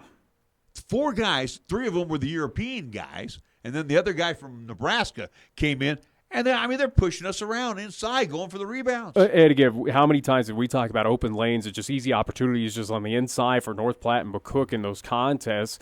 It was something astonishing. It is something that we've seen consistently out of this LCCC defense, though. Again, whether it was against Northeastern, against Otero, against McCook and North Platte, and we'll see what happens coming up tomorrow night against Otero down there in La Junta. But it is something that this is a consistent thing right now with LCCC on the defensive side of just saying, hey, bigs of other teams, here's your open lane, have fun, essentially. Well, and again, that's a plain and simple. Not to beat up. Again, these are young adults out there right now. They're freshmen for the most part, without a doubt. But it is something that things need to change, or else this season's going to be. Right now it's spiraling out of control. Well, these guys need to get a gut check amongst themselves. Every one of them, the sophomores on the floor as well as the freshmen. And again, to spotlight at least some of the sophomores. Again, Kyle Cavs, he was out with a suspension. Kind of rough go of it getting introduced back into that North Platte contest. But I think out of the sophomores that are still there, again, Courtney Mateo with Kyle Cavs. Right now, I'd say Courtney has picked it up. I think he's right now a silent. He's probably he's a step ahead of the two. He's a silent court general, but again, he is a leader for this team. He is stepping up his game, both offense and defense, without a doubt. He made phenomenal defensive plays. Again, a few swats against North Platte, a few blocks as well, too, against McCook. Offense, he's kind of stepping things up, or at least stepping up his game. He's right now a positive piece. And Mateo's good on the offensive side, but he's got to get the defense down. Yeah. He's, again, good offense. And he got bumped around. Again, there was a couple times he fell to the floor. He's weak on the defensive side. Yeah. And then you got Kyle, like you said, might have a little bit of ring rust on him. But again, we have yet to see the offensive portion. Yeah. We do see some sparks of defense. But again, these guys need to get tougher. Yeah. And understand, when you drive inside, you're going to probably get popped. When you're going to battle for the rebound, you're going to probably see an elbow, and you're going to see a big body in your face. And I think you need to get the position. The two freshmen that you're seeing right now that are not afraid, or at least going on the inside, is Perry, without a doubt, and Eric Oliver. Eric Oliver has shown many a times that he's not afraid to battle Grace. with them. Chris Grace, yeah. And these guys are 6 foot. Yeah. 6'1". Basically, your smalls of the team are not afraid to take on those large and bigger guys. But Mateo doesn't mind going inside either. It's just getting him to transition back defensively. Mateo, again, his issue is he still has that European step when he drives inside as well. It don't matter, but he's not afraid to take it in there. But again, he has to backtrack to get back on defense. Anyway, so we have that for you tomorrow. Don't know how this is going to pan out. Right now, if we looked at it on paper, we said not good. Not good for the men. Women, I give them a puncher's chance, but it's going to be a tough one. I got a question mark because if that starting five comes out and lays an egg, you can't depend on that bench every game, even though they're solid. And that's one thing that Brian Ortmeyer has this year. He's got a lot of depth, but you can't depend on that every game. Your five needs to set the tone. How many, at least, of that bench five, that freshman five that comes out for head coach Brian Ortmeyer on the women's side, have we talked about turnovers? Again, careless mistakes, again, those freshman mistakes. Yeah. Did you can't do that against Otero? No, they're gonna make you pay. Again, you got away with it against McCook and North Platte. This is a team that's gonna make you pay for those turnovers. And then we will be back Friday and Saturday as the Golden Eagle Holiday Classic. The only matchup that's the same for both the LCCC men's and women will be on Saturday. They'll have Trinidad State Lady Trojans and the Trojans in.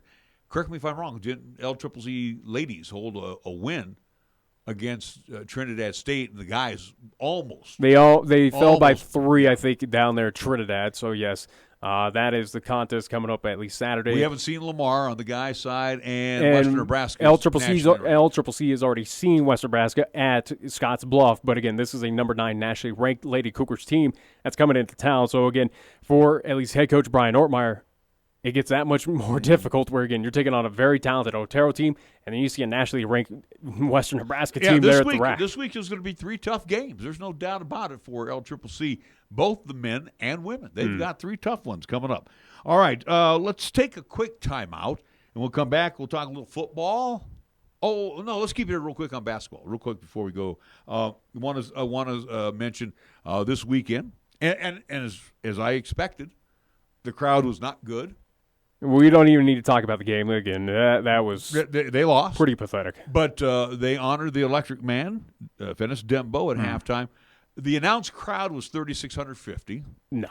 And again, too, for what Finis Dembo did, along with that Sweet 16 team, that team that went to the championship of the NIT the year before, and they were also in the NCAA tournament in Finis's senior year, along with, matter of fact, if I'm not mistaken, I saw Jonathan Summers with that group. Reggie Fox was also there. I know I'm going to miss out on a couple, 3 people. I think even Slater was there. You're going above them, but beyond my pay. That's right. But my point is though.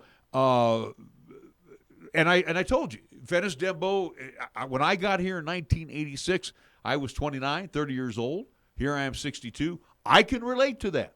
You can't relate to Finis Again, Dembo. I know of the name. I've heard of the highlights. Again, growing up in the state. Would you again, bought a ticket you to know go? of the Kenny Sailors of the world, again, where he was competing in the 40s, where, again, with Finis The Dembo. historical. But it is those names, though, that are synonymous out here. Would you have bought a ticket to go to this? Again, we were tied up, so I would. we could have gone.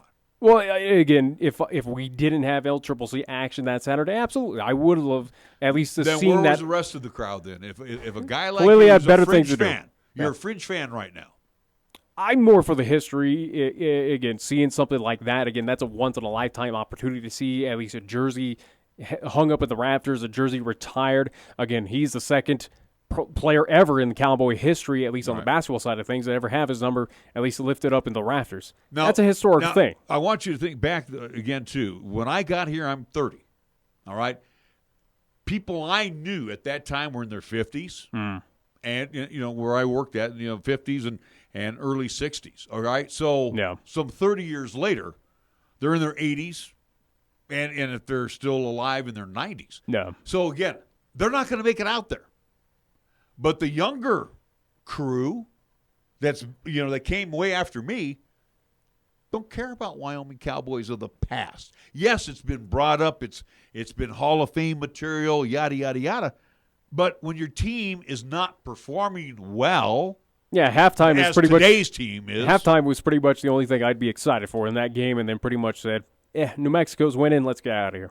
That's pretty much it. Think about most celebrations, anything, whether it's baseball, football, hockey, when you do a celebration like this, and again, obviously I'm looking at more pro sports. Yeah.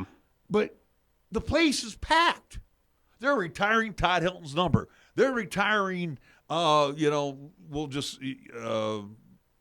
in the Avalanche. They're retiring Patrick Waugh's number, just for argument's sake. You know what I'm saying? But people are going to come out for that.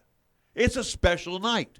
Pros are a lot different than college, though. I understand it. But in most in the bigger college, Wyoming is not a big college. We clearly know that right now, that this is a team that plays in the Mountain West, is not, again, a perennial powerhouse, is not the Duke of the world. They haven't done well in the last 2 years. They basically have shooed away fans. They have basically said, we're not good, don't come out and see us.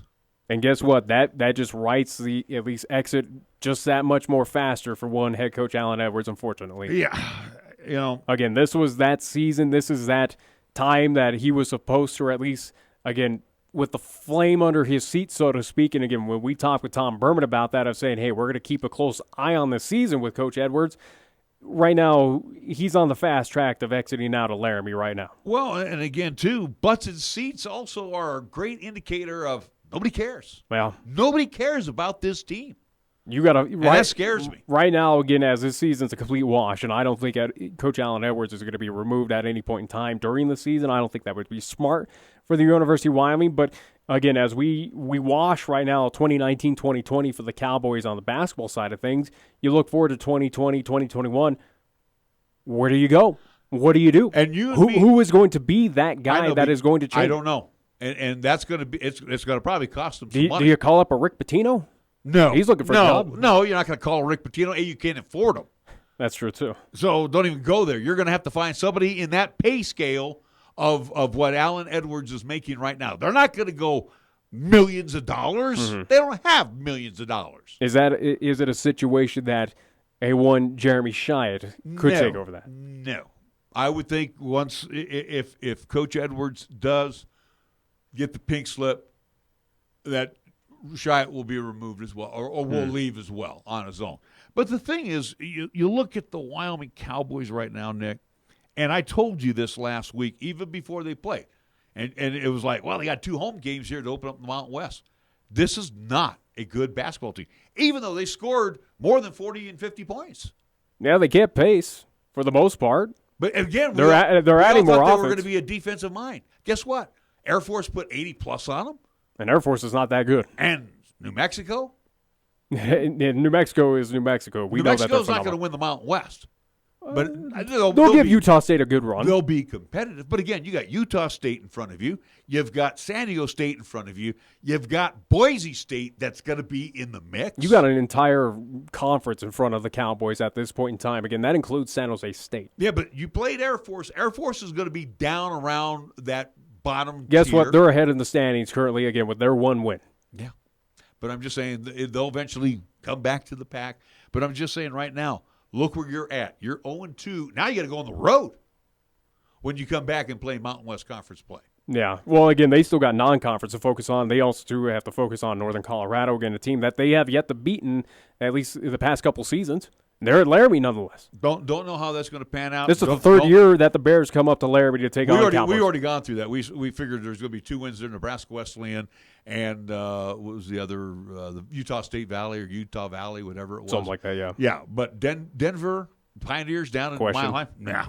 And with Northern Colorado, I just don't know. I really don't know. I think Bears get the 3-peat. I really do. Could be. All right. Anyway, it was a nice celebration. I was watching some of it earlier today. Kind of spoiled with the lack of crowd out there, so to speak. Oh, well, yeah, but you know what? You could hear Finnis very well.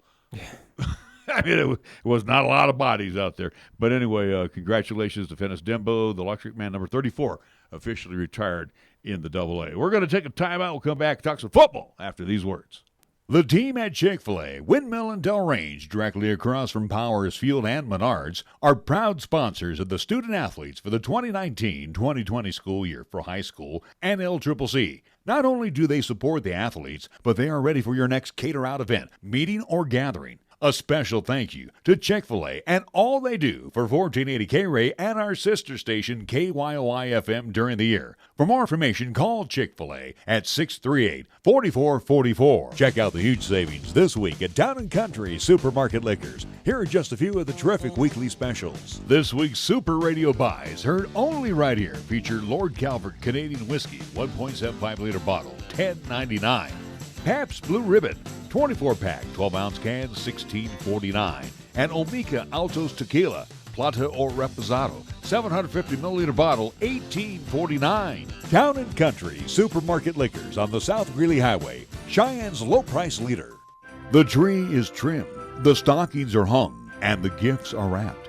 Stop into B&B Appliance and TV, where all of our major appliance and TV brands are on sale. Now through December 14th, we make your holiday shopping easy with free local delivery and haul away of your old with purchase of new. So hurry in and let the appliance experts at B&B Appliance help make your holiday meals grand. B&B Appliance and TV, 714 Central Avenue. Best brands, hometown service. For almost 60 years, 1480 KRAE has been Cheyenne's home for good times and great oldies. Add to that live play-by-play sports featuring high school football and basketball, along with LCCC men's and women's basketball. Now combo that with KYOI-FM and you have Cheyenne and the area's only locally owned AM and FM radio stations. But we don't stop there. We also have 2 FM translators which serve the area with programming from both KRAE and KYOI. And that equals a lot of bang for your advertising dollar. Radio yesterday and now today, along with our websites, web streams, and digital ventures makes us your one-stop shop. For more information, please call Larry Proetti at 307-637-0301. We are the key to your cleaning success. The Key People that provides affordable office and professional cleaning services for over 40 years with exceptional customer care. All of our contractors have background checks and are licensed and bonded. We guarantee you a safe and secure service that is tailored to your individual and business needs. The Key People do not impose year-long contracts, and all quotes are free, confidential, and personalized. Call the Key People at 1-800-468-8283. That's 1-800-468-8283. The holiday season is a time when family traditions come alive. Hi, this is Rick Flood with a special Christmas wish from Platte Valley Bank. Whatever traditions you and your family will celebrate, may songs of joy fill your home with warmth and your heart with happiness this holiday season. On behalf of all of us at Platte Valley Bank, we would like to wish you and your family a Merry Christmas and a Happy New Year. Platte Valley Bank, member FDIC. We're taking Cheyenne, Wyoming Sports Talk Radio to a whole new level. This is Wyoming Sports Talk Today. Don't look at me. I think these people are completely nuts. Stop this crazy thing! And it's only here on AM 1480 KRAE.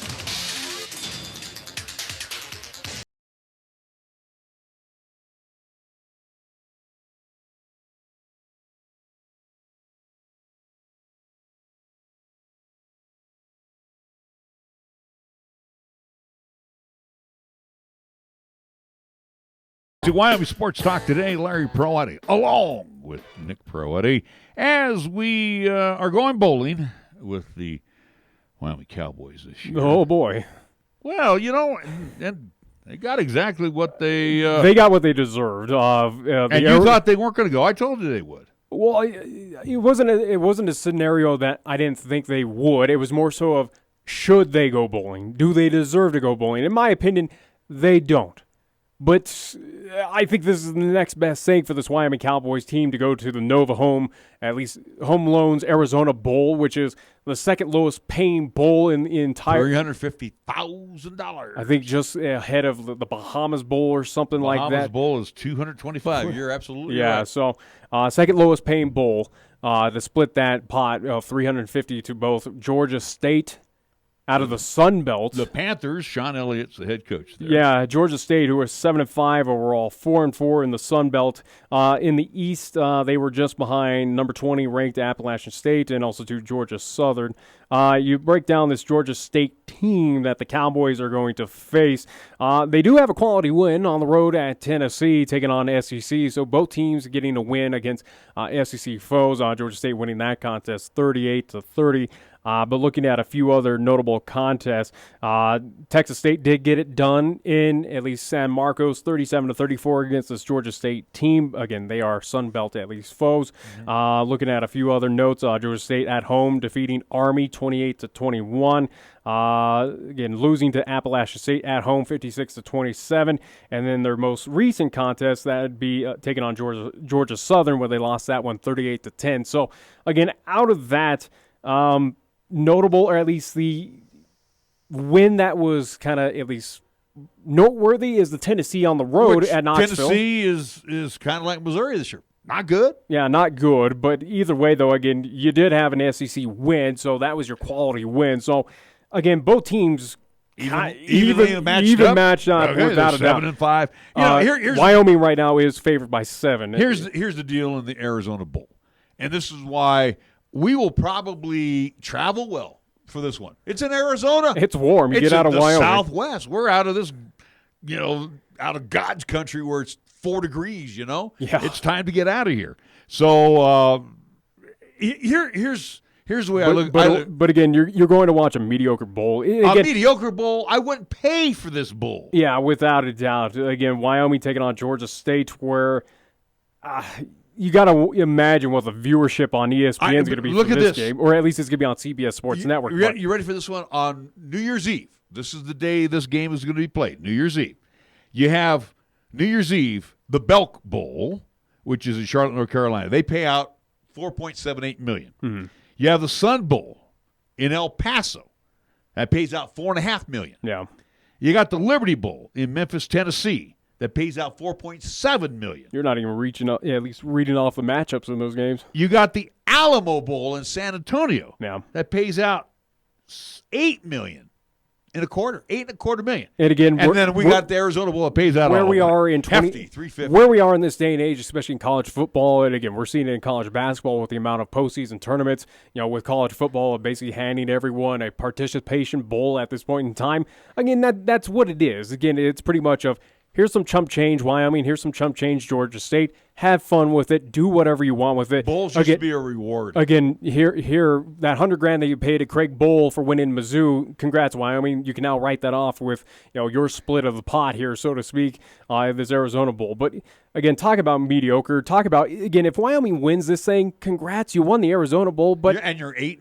You're 8-5. But you beat Georgia State out of the Sun Belt. Georgia State that's been in the FBS for what, maybe 5-6 seasons before they moved up from the FCS? Well, Who cares? Isn't that about how long Brent Vegan's been in yeah, I again, did you as a Cowboy fan though, and this is an honest question right now for fans listening in, again, around this stage, or again, just Cowboy fans around the nation, are you going to feel proud that you beat Georgia State, a team out of the Sun Belt?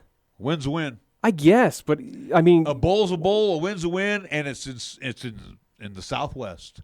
Are you buying merch saying, "Hey, congrats, Wyoming beat Georgia State"? No, I'm taking a 3-day weekend and I'm heading down to. This is a team you should beat. We're going to be in Arizona too, so it's like, hey, I'm going to be enjoying the warm weather. We'll be in Phoenix, where it's a little bit better than Tucson. No, Tucson's a little southern than. I'm talking. I'd rather spend my time in Phoenix than I got Tucson. you, but it's still it's even though it's going to be wintertime there, it's going to be really nice. I remember going to both Copper Bowls when we played Cal and when we played Kansas State. This isn't Cal. This is Kansas I'm just State. saying it was absolutely perfect weather down there. I mean, this is Georgia State. Again, you're talking Georgia, Georgia Tech, Georgia Southern, and then here's your fourth best team in that state of Georgia State. I'm just telling you, would I buy a ticket to go? No. Oh, no. No. And again, what I've seen this year offensively by the Wyoming Cowboys, not even interested. And I saw a lot of that this weekend. I don't hang out in the chat rooms. I'm not into that. But chat rooms. What is this? 2000? No, they still have this stuff. But I mean, a lot of people were dissing on the Cowboys' mediocrity this year. And again, we've been saying it from day one. I know. That's what I was waiting for you to come up with that. Get on board. I mean, it was like, guys, and again, guess who they Are were? you not seeing what we're guess seeing? Who they were ragging on? One Brent Vegan. There you go. So, and the thing was this year, Bowl got himself a new defensive coordinator. Guess what? And they stepped it up, clearly. The defense was very, very good. They exceeded expectations, especially for mine, where I thought this team had a lot of question marks, especially on that defense. When you lost a lot of big names and big pieces, they absolutely stepped things up. And again, I think this defense this year was better than last year. And again, Craig Bowl doesn't like to be challenged. No, he just doesn't like it. And he'll call you out. That's fine. Boo-hoo. I'll call him out too. And I'll tell you right now, you made the great moves at the defensive side. You're going to have to make a move offensively. Vigen's not your guy. Yeah. I don't care how long he's been on your staff. People are sick and tired and bored with your offense. It's outdated now. So, you want to continue to be mediocre, then enjoy the Arizona Bowl. Enjoy defeating a Sunbelt Georgia State team that's also 7-5. Again, I thought you wanted to play the best competition. Proud? Yeah, I thought you wanted to play the best competition. This is far from the best competition right now. Again, nothing against Georgia State, but again, it's a Sunbelt opponent that finished 7-5, 4-4 in their conference. That barely mustered up any significant wins in their 7-5. Same with Wyoming Cowboys. And again, we've not been afraid to call out Craig Bowl and this Cowboys, at least, team. Again, I think we got the athletes. We absolutely got the student athletes out there for both offense and defense. I think we've acknowledged that with, especially on the QB side of things with Chambers, with Tyler Vanderwall, with Williams now stepping up for the Wyoming Cowboys. Again, you got developmental talent right now that can actually take this team to, potential Mountain West Conference championships or bigger bowls than an Arizona Bowl, without a doubt. But I think their talent is being untapped right now with the system that's in play. This bowl is so dull, it's not even on any of the ESPNs. It's on the CBS Sports Network. I think it's like 134 or something like on our You got to cable. pay extra to see the CBS Sports Network package, I do believe so. Well, I think I don't buy the cable, but either way, though, again, you're talking one of the most pathetic bowls. This is something where, imagine if Georgia State wins this game. What does that do for the program? I don't think they are. I think the Cowboys will win this thing. But do I have any? I have any interest in the game? It's not a guarantee. I know, but do I have any interest in the game? This team struggled against Idaho. They struggled against my alma mater. That is an FCS. And that one just really ticked me off. There was no way they should have knocked. They struggled again. Georgia Georgia State that lost pretty close to Texas State in San Marcos as well. Again, that's your common opponent between these two. Who says that Georgia State could not win? I do not discount this team. I would just hope the Cowboys defense, as it has all throughout the course of the year, rose to the occasion, whether the offense shows up or not, or whether Vigen comes up with a trick play. Ooh, 3rd down to 15. I know what you do. You run off tackle. You run up the middle. Oh, boy. Oh, fun. Let's look at the other Mountain West teams that got invites. Thankfully, yeah. Again, the only other dud one is with Nevada as well, too. But Utah State got a dud one, too, with Kent State. They get the Frisco Bowl. That's only worth $650. That's again, on the 20th. Utah State, that was more so, again, due to the fact of the record of where it sits as well, too. Yeah. So they kind of got a little snubbed as well, where, again, Utah State had a little bit tougher and I was competition. laughing, too, because everybody's saying New Mexico Bowl's like, no, New Mexico Bowl. It actually pays out pretty decent. They now. pay out over $1 million, and San Diego State got the invite. They take on Central Michigan, so they get the Chippewas. Let's see what else we have here. I'm just scrolling down all of the exciting. Boise State has the Las Vegas Bowl. That's a good matchup with Washington. That is one to watch. Washington's 7-5. Yeah, but it's still a Pac-12, at least powerhouse, so to speak. Again, Huskies that are very good, again, albeit they are dealing with at least head coaching change right now. But it's still a fun one to watch. They're paying out $2.9 million in that. The other matchup involving Washington State, the Cougars, they are taking on Air Force, I do believe. We'll get to that. Yeah, here. that one's going to be a fun one, too. Let's see. We got BYU. BYU and Hawaii. That's Hawaii good. at the Honolulu Bowl. That's going to be fun. I would assume Hawaii on the island should take care of business pretty handily against the Cougs, but I do not write off BYU. And they really laid an egg at Boise. I was so disappointed in the way Hawaii played. $1.2 million for that. That's a good old kind of fashion whack rivalry right there between those two of Hawaii and BYU. It could be another butt whipping as well. Yeah. The Cheez-It Bowl, the one in Phoenix, Arizona, where if they would have beat Air Force, maybe they might have got that shot. The Air Force Falcons will take on Washington State. Washington State is 6-6. Yeah. And they're at a $1.625 million bowl. But look at least who Washington State took on, especially including some of those Pac-12 powerhouses. I understand, but again, with a Utah, with Oregon, and what happened in that at least Pac-12 championship. Again, USC. Again, teams like that. It's what we talked over the weekend. We look back to what happened with Nebraska getting into a bowl game of 5-7. You look at their conference, you look at what that team's program, at least the program's history is all about, and also to that traveling fan base. Now, out there in Pullman, fans could travel. I mean, they show up. It is a fickle fan base. I've been out there, seeing at least there in Pullman, Washington, where teams good, they show up. If it's not, they're not going to. I would assume that they're going to travel well, get out of there, fly out of Spokane, and get at least out to Phoenix for that contest. I do like this year's Rose Bowl, and I'm going to get away from the Mountain West. Oregon, they look phenomenal against Utah, and they're going to take on Wisconsin. That's going to be a full one. Wisconsin that gave a entertaining game to Ohio State. At least through half and a little bit of the they third had quarter. A lead at a point, but yeah. The other Mountain West Conference team, if we are looking down, and they got invited to Boise, Idaho. Since the Cowboys already been there, they didn't want them again. Nevada, the Wolfpack, 7-5. They go up against Ohio, 6-6. Whoop-dee-doo. I'm telling you, some of the there's bowl some matchups duds for the Mountain West. Yeah, does not help that conference one bit. Well, yeah, there's some very low-paying bulls at the Mountain West. Like I said, I don't snub, including the Cowboys. I don't overlook the Washington record in that contest, at least for the Las Vegas Bowl. That's an entertaining game. Now, again, it would have been the dream matchup if you still had the head coach out there, or again, former, at least, Boise State head coach. That would have been a dream matchup of him taking on his former, at least, developmental, at least, program with the Bronx. But unfortunately, again, he has stepped away. So, but other than that, though, that and the Washington State Air Force game, and I'd say even BYU along with at least Hawaii, those are probably the three fun ones to watch out of the Mountain West Conference, without a doubt. I mean, it's too bad that they couldn't get a Cal, I guess, at 7-5. They're going to the Santa Clara Bowl, the Red Box Bowl in Santa Clara. That pays $3.6 million. That makes sense again. If you're going to keep Hawaii in Hawaii, Cal again for big. Why couldn't you get SC? They're 8-4. I mean, get somebody that had a little better record. SC said, screw that. We're going to go to a $6 million bowl. They're going to take on Iowa at the Holiday Bowl. SC, that has won national championships. That is, again, got a very large fan base out there in Los Angeles and throughout the nation. Yeah, where they'll travel to San Diego. Sure. As much as it would have been an easy drive on I-15 to get to Las Vegas. But, again, let's be honest, it's USC.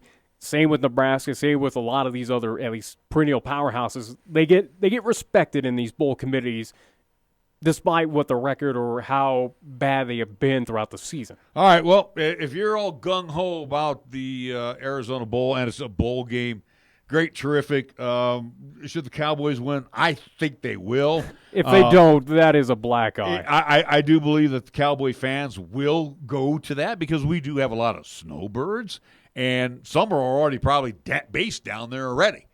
So I think ticket sales will be very favorable for Wyoming.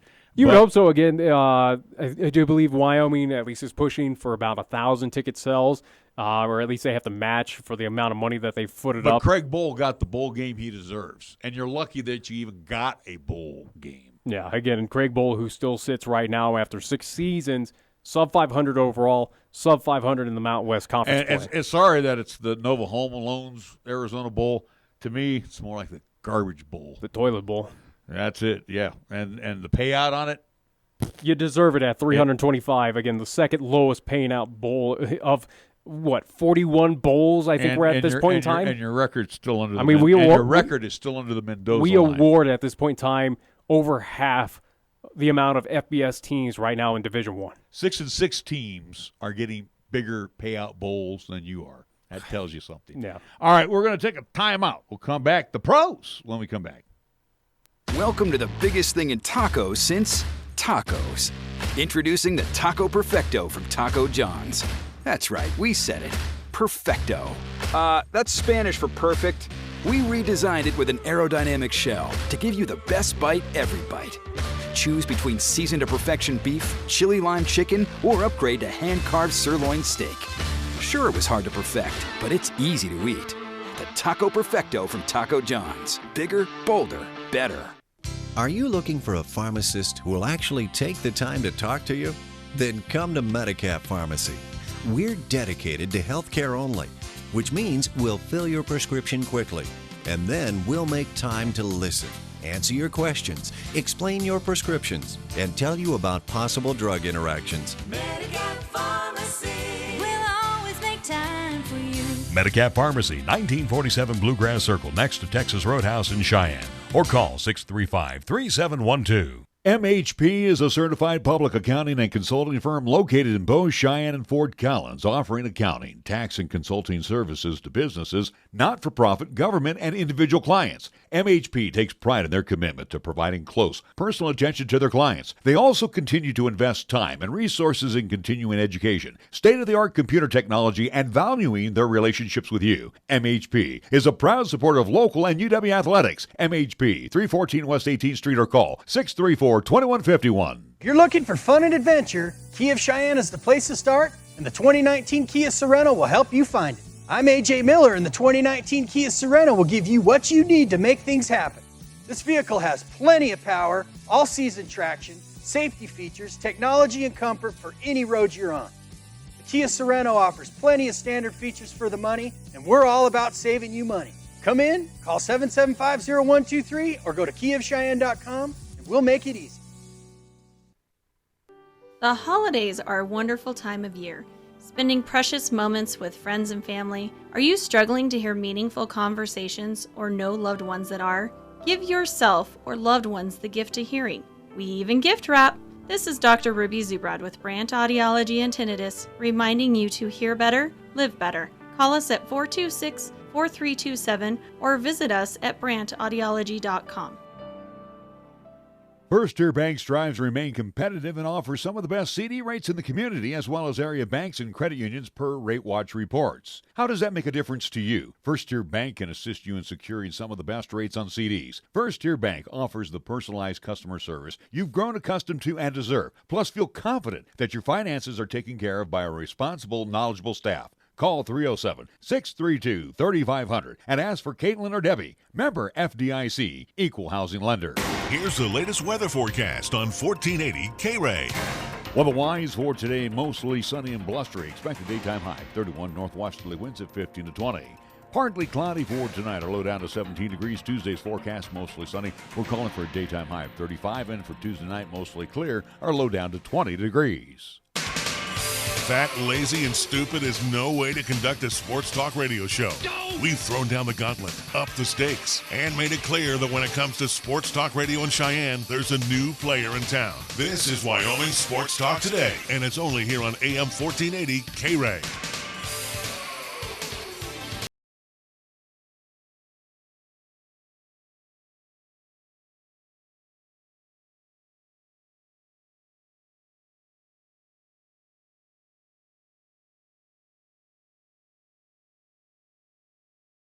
Wyoming Sports Talk today. Well, I got to go from football to baseball. If you did not hear, the Nats have re-signed Steven Strasburg. He is going to make a lot of money. $245 million. 7-year deal. Does it surprise you? No. That means guy who is a World that, Series MVP? That means that Rendon will not be there because they can't afford to keep both. Sure they could. No, they can't. They're cheap. Again, you just won a championship. Okay. You're gonna have all sorts of revenue come in. Great. Again, look what happened with the Giants. Again, a Giants franchise that was pretty much cheap on the bat, at least early on in the 2000s. Yeah, again, they're paying out money to Bumgarner, to Buster Posey, to some other big names. Belt, Crawford. Let's go right down the list. Yeah, I get Washington's going to be in that same spot where the Giants found themselves in the early 2010s. They've already the ownership has already said we can't keep both. We can't afford it. We'll see. They'll find a way. All right, we'll see. Anyway, so Strasburg stays on with the Nats. 7 years, $245 million. Do the math. That's Again, there's going to be structured monies, but if you go right down on a yearly, that's what about $35 million. Holy cow! Anyway, all right. Yesterday in the National Football League, did it deliver? I mean, there were some really dog games, but let's be real. New Orleans, San Francisco, that delivered. Kansas City, New England delivered.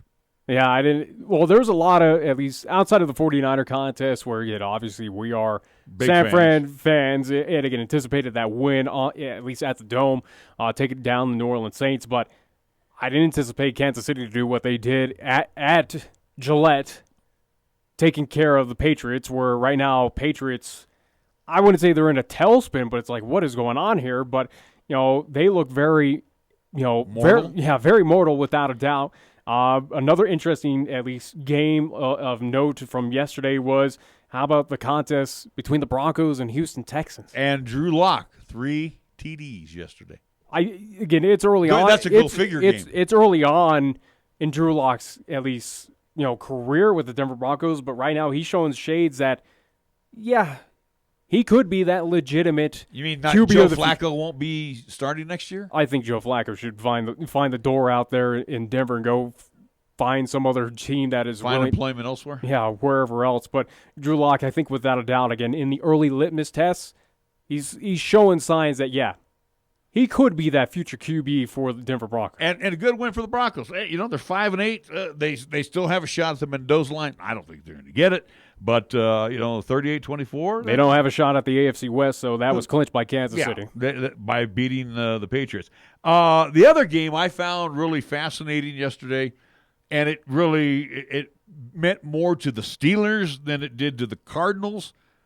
But it seemed like there was more Steeler fans in Glendale Stadium than there were Cardinal fans yesterday. Which is not surprising. I mean, come on. Really, you're a home team.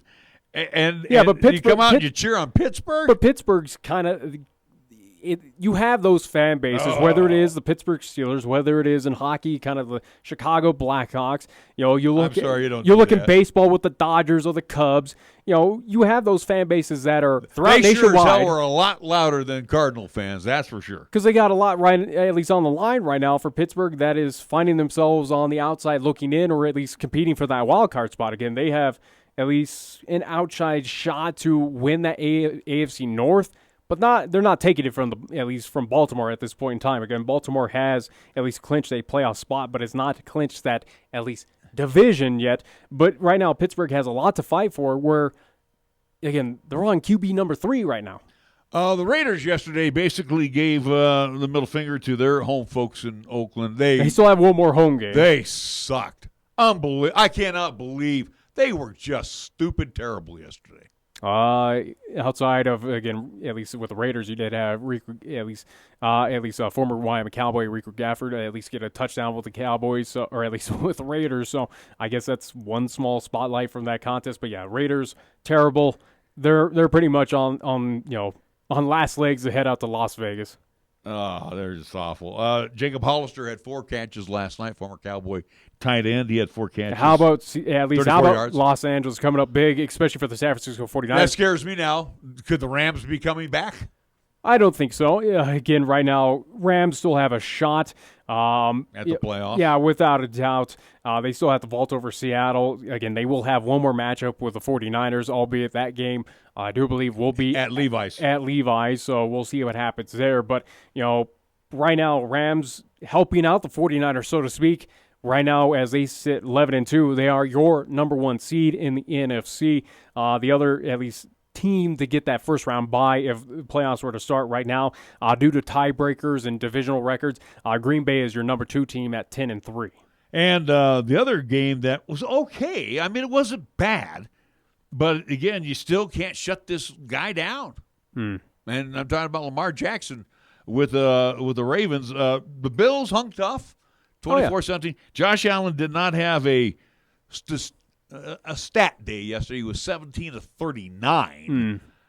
Very rarely does a pro quarterback throw under 50%. Very rarely. Yeah. Because pass plays are set up, for the short ones, the high percentage ones.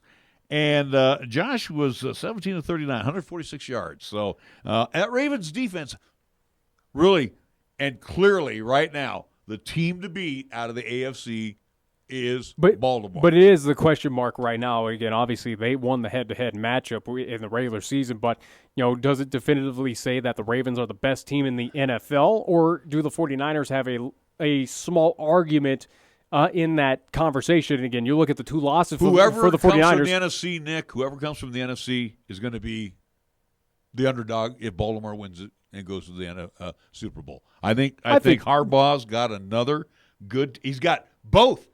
Defensively, they're good. Let's give them their due there. So is the 49ers. Look what happened. Again, this is a team they gave up 46. Okay, but your offense picked up where, again, that offense has kind of been slow to go. But also, too, Jackson – again, that's like having an extra running back in the backfield. Over 1,000 yards rushing already.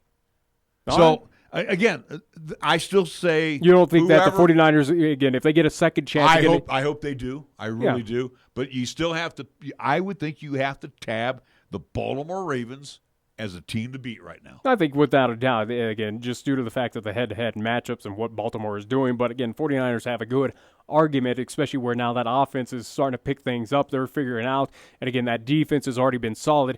Again, you didn't anticipate a defensive battle yesterday in New Orleans, again, when you were facing against Drew Brees.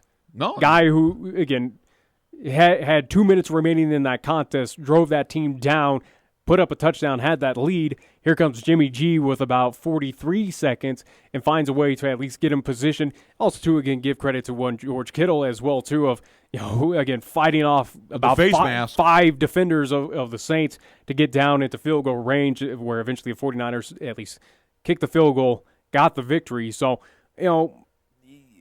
right now, Baltimore is your top dog team in the league. 49ers make a good case. Number 3 team now with at least New England falling to the wayside. You'll look throughout the rest of the NFL. Is it Seattle? Granted, Seattle lost at least to the Rams last night. Is it Green Bay who sits at 10-3 with the loss yesterday at least to the 49ers? Is the Saints the third best team?